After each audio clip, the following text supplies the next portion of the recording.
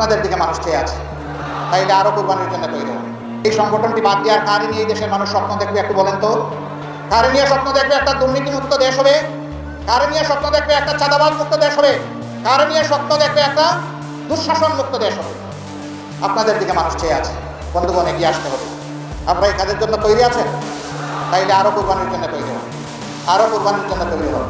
আপনাদের মাধ্যমে সমাজের মানুষের কাছে আমি দুই একটা জিনিস চাইবো। নাম্বার ওয়ান, আমরা যদি দেশের জন্য জাতির জন্য কাজ করি, আমরা আপনাদের একটু ভালোবাসা থাকবো, আপনারা যেন আমাদেরকে একটু ভালোবাসা উপহার দেন। নাম্বার টু, ভালোবাসার সাথে আপনাদের জন্য একটু সমর্থন এবং সহযোগিতা পাই।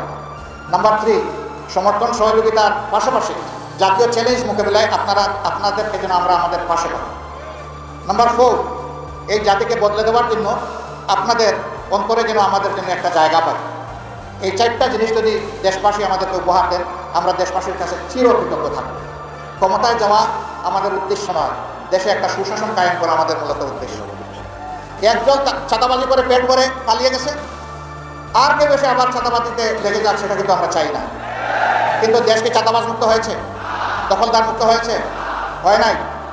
কিন্তু বিনয়ের সাথে একটা কথা বলতেই হবে আমাদের, যে 2000-এর কম বেশি আমাদের বুকের সন্তানেরা জীবন দিয়ে, রক্ত দিয়ে আমাদেরকে আজকে এই উন্মুক্ত পরিবেশ এনে দিয়ে গেল, তাদের রক্তের প্রতি আমরা যেন বেইমানি না করি, আমরা যেন বিশ্বাসঘাতকতা, গাদ্দারি না করি। তারা বৈষম্যের বিরুদ্ধে, দুঃশাসনের বিরুদ্ধে, দুর্নীতির বিরুদ্ধে তারা আওয়াজ দিয়েছে। এখন যদি একই কাজ কেউ করে, তাহলে নিঃসন্দেহে তারা ঘৃণিত হবেন এবং নিন্দিত হবেন।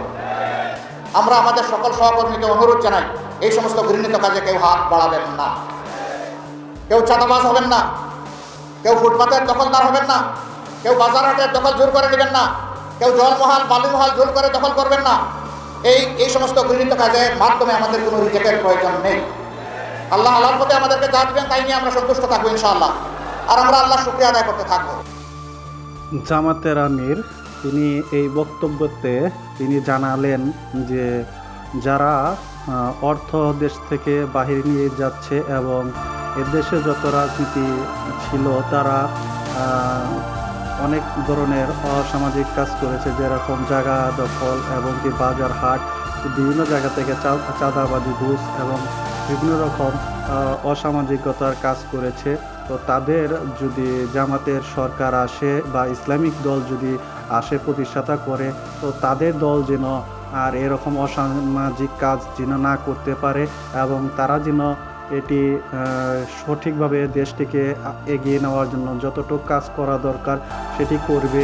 তো এটি হচ্ছে প্রত্যাশা।